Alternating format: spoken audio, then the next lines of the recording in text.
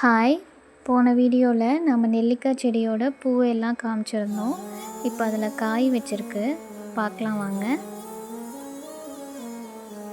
முத்தமழை இங்கு கொட்டி தீராதோ, முல்லை இரவுகள் பத்திரியாதோ, ஜானோ தம் மரோ தம் தம், இங்கு உந்தன் கையில் சொர்க்கம்.